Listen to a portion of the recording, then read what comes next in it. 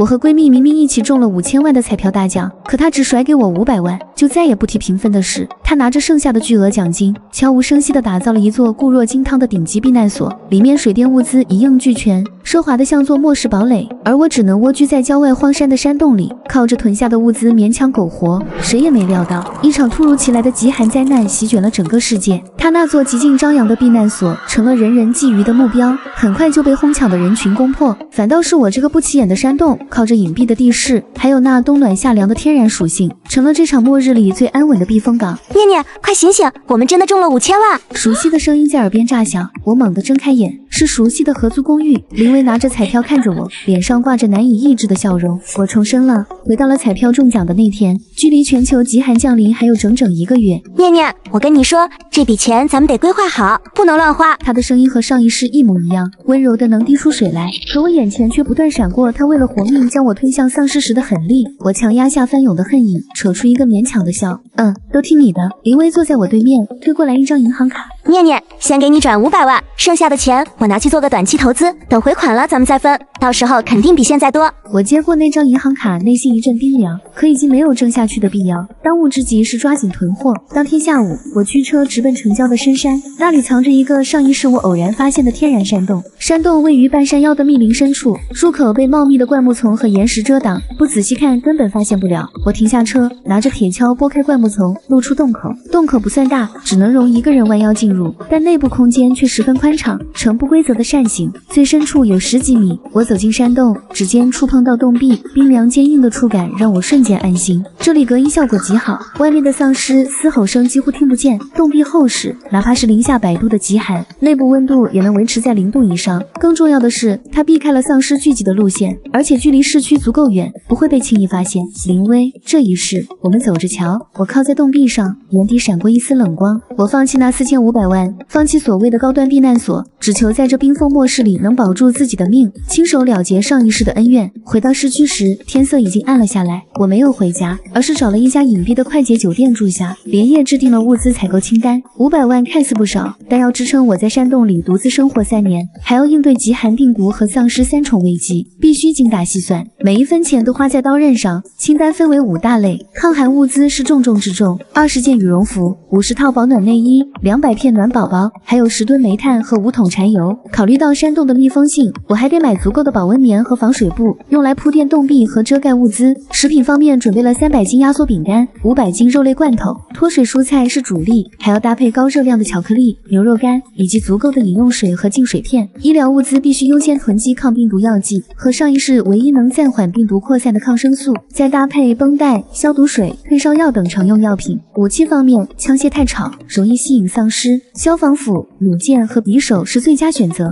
既实用又安静。最后是工具类，电钻、扳手、铁丝、绳索必不可少，用来加固山洞和改造内部结构。第二天一早，为了掩人耳目，我通过网上渠道联系了10几个小型批发商，每个商家只采购少量物资，避免引起怀疑。抗寒物资我找了3家户外用品店，分别买了20件羽绒服、50套保暖内衣、200片暖宝宝，还有10吨煤炭和5桶柴油。食品方面，我联系了2家干货批发商和1家罐头厂，分批订购了足够吃3年的压缩饼干、肉类和水果罐头，以及脱水蔬菜和巧克力。医疗物资最难买，尤其是抗生素，我托朋友找了好几家药店，才凑齐了足够的药量，又额外买了几箱绷带和消毒水。武器则是在网上找了一家消防器材店，买了2把消防斧和10把匕首，弩箭则通过特殊渠道订购，约定3天后取货。采购过程中，我特意避开了林薇可能接触到的渠道，同时利用重生记忆，提前囤积了即将涨价的物资，把这些物资全部订好，分批次运到深山脚下的废弃仓库，再趁着深夜用提前租来的皮卡分批运进山洞。第一次夜间运输时已经是凌晨2点，深山里一片漆黑，只有汽车的远光灯照亮前方的路。好不容易到达山洞入口，却在卸物资时听到了远处传来的汽车引擎声，我心里一紧，这3更半夜的，这么偏僻的地方怎么会有人来？我放下手里的东西，迅速地躲到岩石后面观察。片刻后，一辆崭新的越野车缓缓停下，林薇坐在驾驶位旁边，坐着一个陌生男人。我猛地一惊，林薇，他怎么会找到这里？林薇从车上下来，看见我堆在洞口的煤炭和保温棉，忍不住笑出了声。苏念，你就指望这些破烂玩意儿对付极寒啊？我浑身一僵，他怎么会知道我在备战极寒？林薇抱着手臂走近，一脸傲娇。别躲了，念念，从一开始你说回老家，我就察觉到不对劲了，于是雇人调查跟踪，果然不出我所料。我攥紧了拳头，强压下心头的怒火，从岩石后走出来。你来这里做什么？林薇指了指一旁的陌生男人。这是我花大价钱请来的设计师，即将为我打造一所顶级的避难所。他顿了顿，眼神轻蔑地扫过我的山洞入口。不像你守着这么个破山洞，到时候极寒一来，怕是冻成冰雕都没人知道。要不这样，等末世真的来了，我可怜可怜你，让你住我避难所的杂物间。不用了，我垂下眼睑，掩去眼底的冷笑。我这人命贱，住不惯那么好的地方，守着这些东西就够了。林薇见我不识抬举，脸上的笑容淡了些。随便你吧，到时候别来求我。说完，他便驾驶着越野车离开了。烟尘弥漫，我看着逐渐消失的尾灯，眼神阴冷。等末世来临，他那座高调的避难所只会成为丧尸聚集的目标，而我这里会是他求而不得的安全屋。随后，我加快了卸物资的速度，将煤炭和保温棉搬进山洞，又用树枝或泥土将洞口伪装好。回到市区后，我又马不停蹄地联系了工具供应商，买了电钻、扳手、铁丝等工具，还额外订了一块厚度为10厘米的钢板，用来加固山洞入口。接下来的几天，我每天都在市区和深山之间往返。林薇每天都在社交平台炫耀，一会儿发重金打造的安全堡垒，一会儿发末世必备奢华配置，吸引了一群狐朋狗友围着他转。他甚至还特意给我发了几张避难所的设计图。我看着设计图上奢华的装修和暴露的位置，心里只觉得可笑。他根本不知道，人群聚集只会加速病毒传播，到时候他的避难所只会变成自相残杀的炼狱。我敷衍地回复了一句挺好的，就关掉了手机。我先用铁锹清理了山洞内部的碎石和杂草，然后用电钻在洞壁上打孔，用铁丝固定好保温棉，再铺上防水布，防止洞壁渗水。入口处我用钢板封锁后，又覆盖了厚厚的泥土和植被，确保从外面看不出任何痕迹。内部我搭建了分层储物架，将食品、医疗物资、武器分别归类存放，又在山洞中间搭建了休息区和取暖区，预留了通风口，并安装了过滤网，这是抵御病毒气溶胶的关键。同时，我还在山洞角落挖掘了简易排水沟，防止极寒天气下积水结冰，影响物资存放。改造过程中，全球出现了零星的极端降温预警，气温也降到了-10°度。我裹着厚厚的羽绒服，咬着牙赶工，好几次因为体力不支险些晕倒，手上也磨出了密密麻麻的血泡，但我不敢停。我知道时间不多了，每多改造一分，我活下去的希望就大一分。重生后的第20天，市区的气温突然降至-50度，新闻里开始报道不明病毒引发发热昏迷病例。虽然官方极力安抚民众，说病毒可防可控，但我心里清楚，病毒已经开始扩散了。我加快了山洞改造的进度，将最后一批医疗物资和武器搬到随手可及的位置，又检查了一遍通风过滤系统和取暖设备，确保一切正常。而林薇却在朋友圈发了一张避难所娱乐室的照片，配文就算末世来临，也要享受生活。他甚至还打电话给我，假意关心。念念，你那边冷不冷啊？要不要我给你寄几件羽绒服？我这边物资多的是。不用了，我这边准备的差不多了。我语气平淡地说，你也注意安全，最近新闻里的病毒好像挺严重的。嘿，那有什么？林薇不以为意地说，官方都说了能控制住，再说我避难所里有消毒设备，肯定没事。对了，我避难所快建好了，到时候给你发邀请，让你过来开开眼界。我懒得跟他废话，随便应付了几句就挂了电话。挂完电话，我拿起消防斧，准备去市区采购最后一批柴油，这是维持取暖器运转的关键物资。为了避开人群和可能出现的感染者，我选择了一家位于城郊的废弃仓库。到达仓库时，天色已经擦黑，仓库里一片昏暗，只有几盏应急灯亮着微弱的光。老板早已在仓库门口等我，看到我来了，连忙递过来钥匙。苏小姐，柴油都给你准备好了，在里面的货架后面，你自己搬吧。我接过钥匙，走进仓库。仓库很大，货架上堆满了各种杂物，柴油桶整齐地堆放在最里面的角落。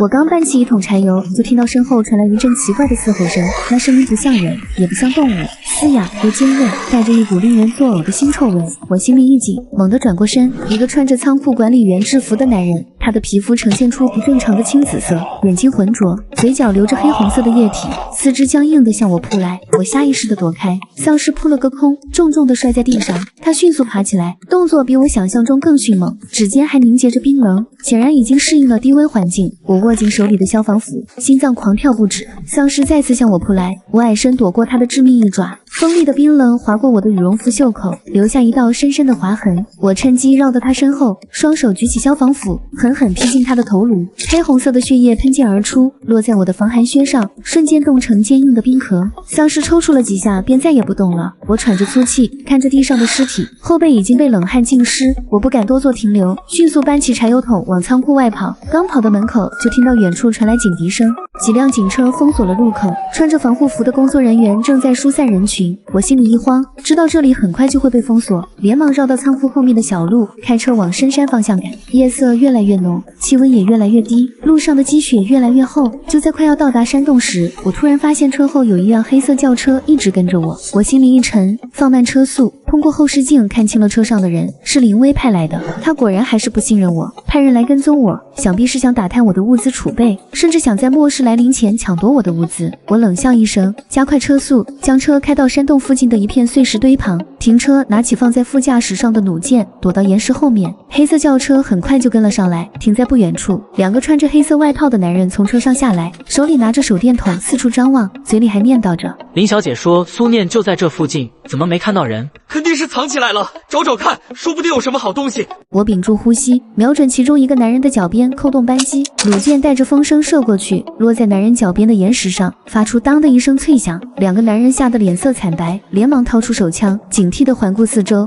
谁在那里？出来！其中一个男人喊道。我没有说话，而是将之前杀死丧尸时沾了血的布条扔了出去，布条落在地上，黑红色的血迹在月光下格外显眼，散发着淡淡的腥臭味。两个男人闻到气味，脸色瞬间变得更加难看。是丧尸的血。另一个男人声音颤抖地说：这里有丧尸，我们快走吧。两人再也不敢停留，慌忙跑回车里，发动汽车，狼狈地逃离了。我看着他们远去的背影，松了一口气，同时也提高了警惕。林威已经开始对我下手了，我必须尽快做好最后的防御准备，防止他再来找麻烦。回到山洞后，我将柴油桶搬进去，又检查了一遍入口的伪装，确保没有被发现。我看着堆得满满的物资，心里稍微安定了一些，但我知道这只是开始，真正的危机还在后面。重生后的第25天，一场大雪席卷了整个城市，深山里的积雪更是厚达半米。我正在山洞里整理物资，突然发现洞壁有微弱的渗水，我心里一紧，连忙走过去查看，渗水的位置在休息区上方。我翻出物资清单，发现没有防水沥青，我只能冒雪下山采购。为了节省时间，我选择了一条陡峭的小路，这条路人迹罕至，不容易遇到丧尸和临危的人，但也更加危险。我裹着厚厚的羽绒服，踩着积雪深一脚浅一脚地往前走，走了大约1个小时，终于到达了山下的小镇。小镇上一片萧条，大部分店铺都关了门，偶尔能看到几个行人，也都是行色匆匆，脸上带着恐慌。我找到一家五金店，幸好还开着门，老板是个老人，看到我要买防水沥青，叹了口气说：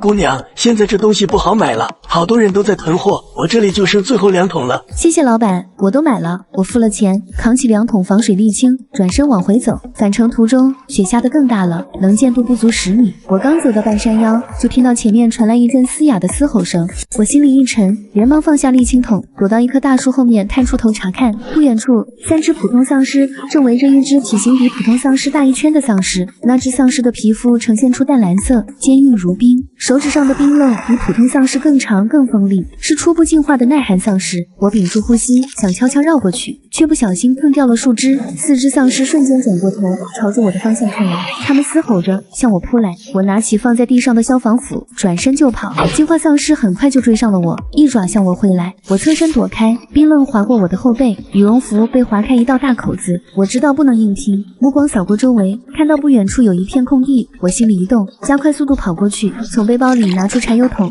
拧开盖子，将柴油倒在地上。进化丧尸和普通丧尸紧随其后，眼看就要扑到我面前，我迅速拿出打火机，点燃了地上的柴油，火焰瞬间燃起，形成一道火墙，阻挡了丧尸的去路。普通丧尸被火焰灼烧，发出痛苦的嘶吼声，不敢靠近。进化丧尸虽然不怕低温，但对火焰还是有忌惮，在火墙前徘徊，嘶吼着，却不敢贸然冲过来。我松了一口气，转身想拿起沥青桶逃，忽然听到远处传来汽车引擎声。我抬头一看，是林威的越野车。他摇下车窗，看到我不仅没有丝毫担忧，反而笑了起来，语气里满是嘲讽：苏念，你这是在干什么？跟丧尸玩捉迷藏吗？我就说你那破山洞不行，现在好了，连丧尸都找上门了。自找苦吃。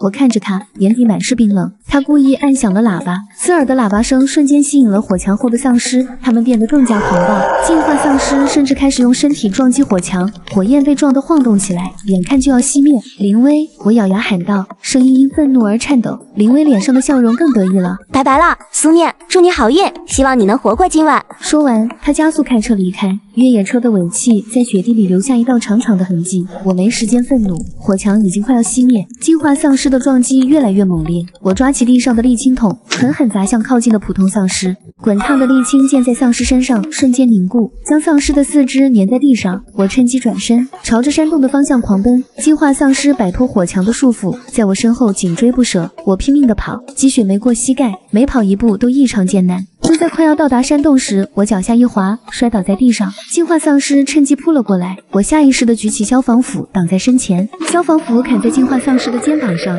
发出当的一声脆响，竟然只留下一道浅浅的痕迹。我心里一惊，连忙翻滚到一旁，躲开进化丧尸的攻击。我迅速爬起来，冲进山洞，关上钢板门，用铁丝牢牢锁住。进化丧尸在门外嘶吼着，用身体撞击钢板门，钢板门发出咚咚的声响，却始终没有被撞开。我靠在钢板门上，喘着粗气，后背的伤口隐隐作痛。看着门外晃动的影子，我彻底断了对林薇的最后一丝念想。当晚，我忍着伤痛，用防水沥青修补了洞壁的渗水处，又在山洞入口处增设了火焰防御陷阱，将柴油桶埋在地下，连接着引线，只要丧尸靠近就能点燃火焰，阻挡他们的进攻。做完这一切，天已经蒙蒙亮了。我躺在休息区的床上，疲惫地闭上了眼睛，却不敢睡得太沉，时刻警惕着门外的动静。重生后的第28天，距离极寒降临仅剩2天，市区的气温已经降至零下80度，水电通讯开始出现断断续续的故障，气温里的病毒感染病例越来越多，恐慌开始在城市蔓延。我加快了最后的准备工作，调试通风过滤系统，检查取暖设备，清点物资，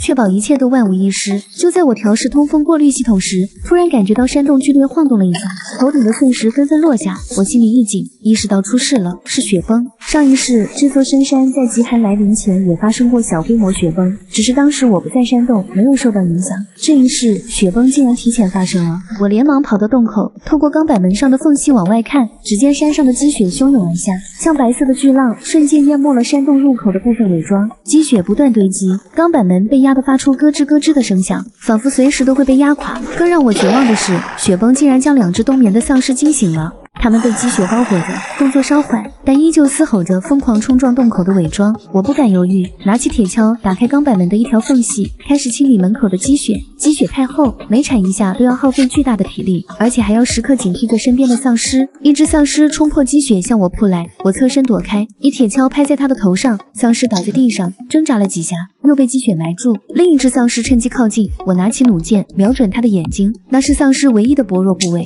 扣动扳机，弩箭精准地射进丧尸的眼睛，黑红色的血液喷溅而出，丧尸倒在积雪中，彻底不动了。就在我以为暂时安全时，雪崩的余波再次袭来，大量的积雪从山上滚下来，将我掀倒在地。我的额头磕在钢板上，鲜血瞬间流了下来，模糊了我的视线。我挣扎着爬起来，擦掉脸上的血迹，刚想继续清理积雪，就听到远处传来丧尸的嘶吼声。山下的4只丧尸被动静吸引，正朝着山洞的方向赶来。我心里一慌，加快了清理积雪的速度，额头的伤口越来越痛，视线也越来越模糊，体力在飞速消耗。但我知道我不能倒下，一旦被丧尸包围，我就必死无疑。我咬着牙，挥舞着铁锹，将门口的积雪一点点清理掉，同时启动了火焰防御陷阱。火焰燃起，暂时阻挡了赶来的丧尸，但也耗费了大量的柴油。4只丧尸在火墙外徘徊，嘶吼着，试图冲破火焰。我趁着这个机会，快速修复了洞口的伪装，用泥土和植被将钢板门彻底遮盖住，又在周围撒上了丧尸厌恶的消毒水，掩盖山洞里的气味。做完这一切，我才拖着疲惫的身体回到山洞，关上钢板门，瘫倒在地，额头的伤口还在流血。我拿出医疗物资给自己消毒包扎，看着镜子里狼狈的自己，额头上的绷带渗着血迹，后背的伤口因为剧烈运动再次裂开，疼得我直冒冷汗，但我心里却很平静，至少我活下来了，至少山洞还安全。而此时的林薇正躲在她的地下避难所里，和狐朋狗友举办末世派对。她在朋友圈发了一张堆满美食和美酒的照片，配文末世前的狂欢，有我在，大家都能安全度过。照片里的她穿着华丽的衣服，脸上带着得意的笑容，对山外的雪崩和丧尸毫无察觉。她不知道，她所谓的安全堡垒很快就会变成她的葬身之地。接下来的一天，我都在休息和恢复体力，额头的伤口渐渐愈合，后背的伤口也不再那么疼了。我再次检查了山洞的防御和物资，将武器和医疗物资放在随手可及的位置，又在通风口安装了监控，方便观察外面的动静。做好这一切，我坐在取暖器旁，看着洞口外的雪景，等待着极寒的降临。我知道，从极寒降临的那一刻起，真正的末世才正式开始。重生后的第30天，也就是约定好的极寒降临之日，凌晨时分，我被一阵剧烈的寒意冻醒。山洞里的温度虽然还维持在15度左右，但能清晰地听到外面呼啸的寒风，像是鬼哭狼嚎一般。我走到通风口，透过监控看到外面的景象，大地被厚厚的冰层覆盖，树木被冻成了冰雕，远处的山峰也披上了一层厚厚的冰壳，气温骤降至零下120度，水电通讯彻底中断，整个世界陷入一片死寂，只剩下寒风的呼啸声。我打开取暖器，将温度调高了一些，然后拿出压缩饼干和热水，慢慢吃了起来。这是末世来临后的第一顿饭，我吃得格外平静，仿佛早已习惯了这样的生活。而临危的地下避难所此刻却陷入了一片混乱，避难所的恒温系统因为电力瘫痪迅速失效，内部温度骤降至零下30度。众人裹着厚厚的衣服蜷缩在角落，脸上满是恐慌。林薇站在中间，脸色阴沉，对着电话大喊：怎么回事？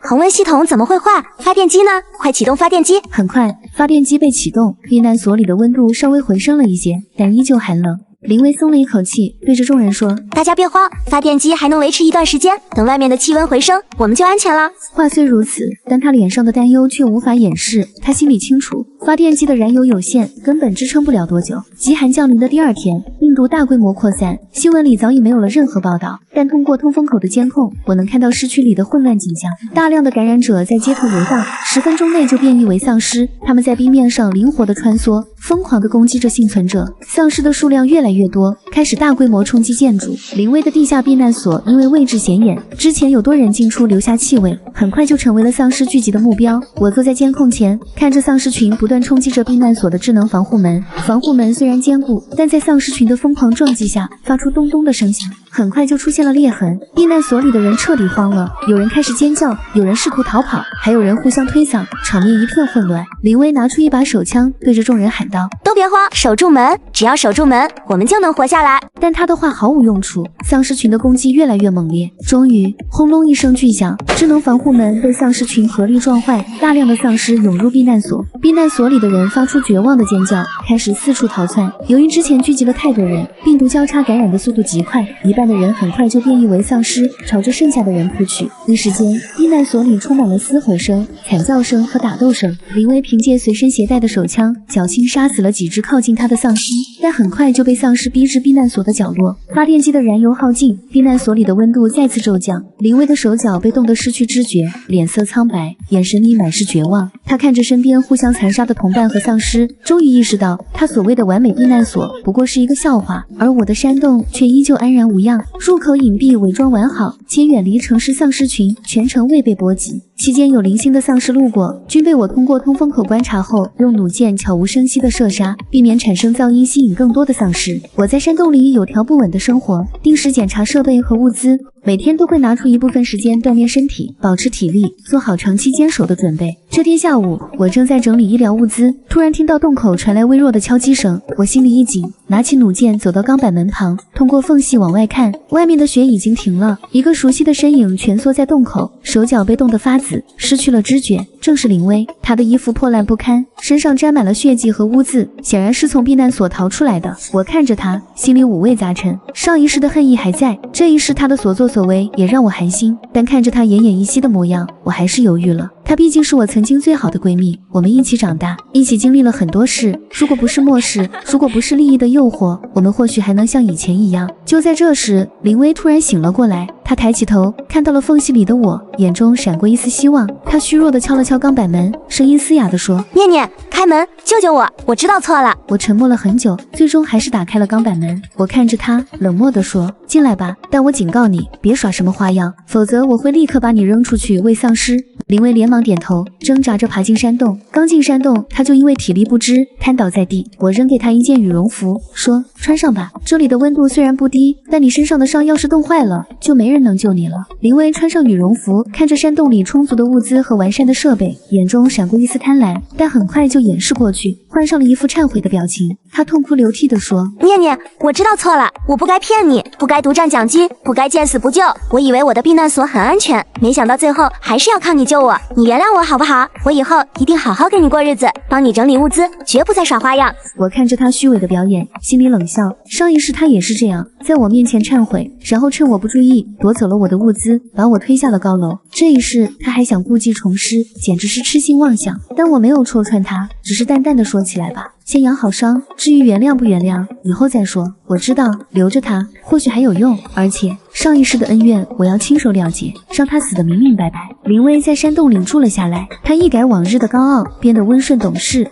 主动帮我整理物资，打扫山洞，甚至还会给我递水做饭，表现得无微不至。但我心里清楚，他这只是伪装，他的目的是这处安全的山洞和我手里的物资。每天林薇都会有意无意地观察山洞的防御弱点、物资存放位置以及我的武器储备。他会假装好奇地问：念念，咱们的物资够吃多久啊？要不要我出去找找看有没有其他幸存者，跟他们换点物资？或者说，念念，这个通风口要不要我帮你清理一下？看起来有点脏了。我总是不动声色地避开他的问题，要么说物资只够2人用半年，试探他的反应，要么说通风口我自己来就行，你不懂怎么操作，万一弄坏了就麻烦了，不让他接触关键位置。同时，我暗中将核心医疗物资和武器转移到了山洞深处的隐蔽夹层，又在物资区和入口处安装了警报装置，只要有人触碰就会发出警报。林薇果然上钩了，听到物资只够吃半年，他的眼神里闪过一丝焦虑，随后又恢复了平静，心里大概在盘算着如何独占剩下的物资。他不再提出去找幸存者的事，反而更加频繁地打探夹层的位置，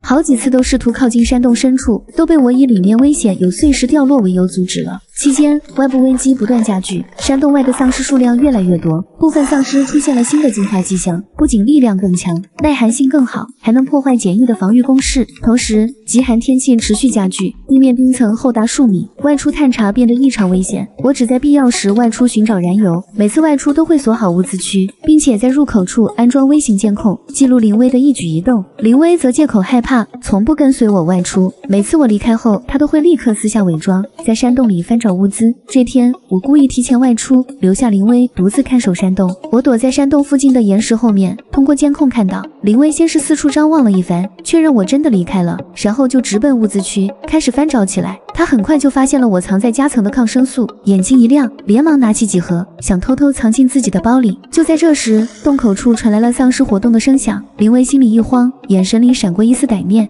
他放下抗生素，拿起工具，悄悄走到入口处，试图撬动钢板门，故意留一道缝隙，想让丧尸进入山洞，消耗我的防御，自己则趁机掌控核心物资。但他没想到，我早已在钢板门上安装了警报装置。他刚撬动了一下，警报就响了起来，刺耳的声音在山洞里回荡。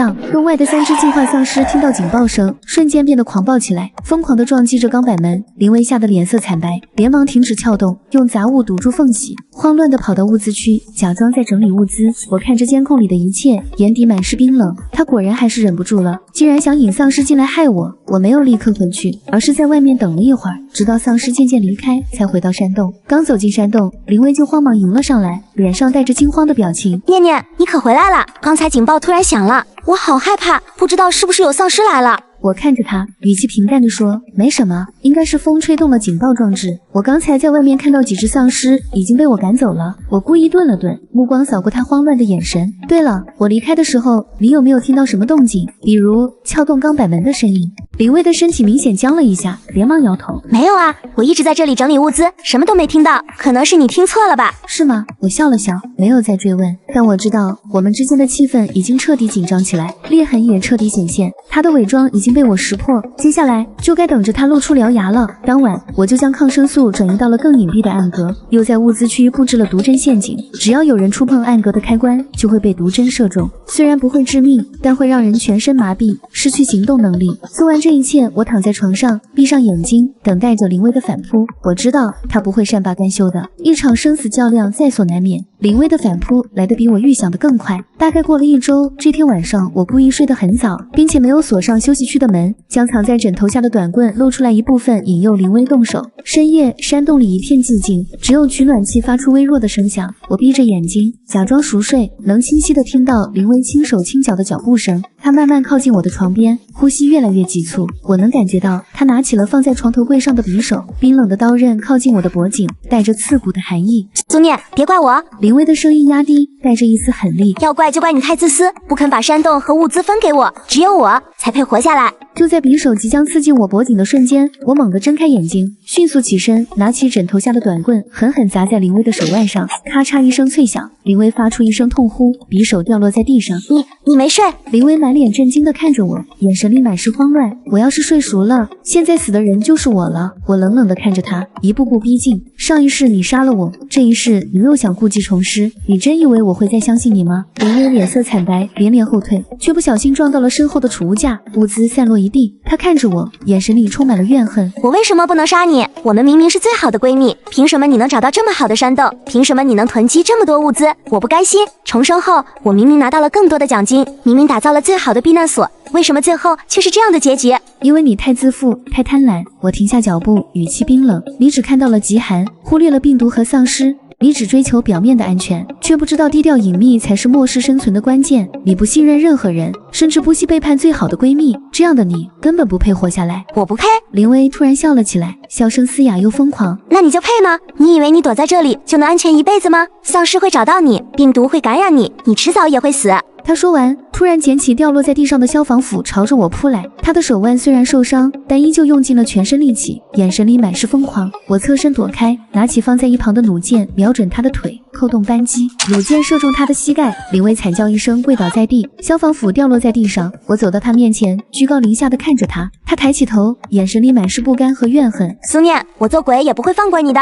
那你就去做鬼吧。我拿起消防斧，想起上一世被他推下高楼的痛苦，想起这一世他的背叛和算计，没有丝毫犹豫，狠狠劈了下去。林薇的惨叫声戛然而止，黑红色的血液溅在地上，瞬间冻成冰。我看着地上的尸体，心里没有丝毫波澜，只有一种尘埃落定的平静。上一世的恩怨，这一世的较量，终于彻底了结了。我拿起消毒水，仔细清洗了地上的血迹，然后用防水布将林薇的尸体包裹起来，趁着深夜搬到了山洞外的丧尸聚集区。看着丧尸扑上来撕扯尸体，我转身回到山洞，关上钢板门，将所有的仇恨和过往都关在了门外。从这一刻起，山洞里只剩下我一个人，没有背叛，没有算计，没有争吵，只有我和满洞的物资，以及对未来的坚定。我知道末世还未结束，危险还在身边，但我不再害怕。经历了2世的生死，我早已学会了依靠自己，学会了在绝境中求生。末世爆发2个月后，气温略有回升，但依旧在零下80度左右。病毒传播速度变慢，丧尸的活动范围也缩小了一些，但进化丧尸的数量却越来越多，战斗力也越来越强。我依旧在山洞里过着平静的生活，每天定时检查设备和物资，偶尔外出寻找燃油，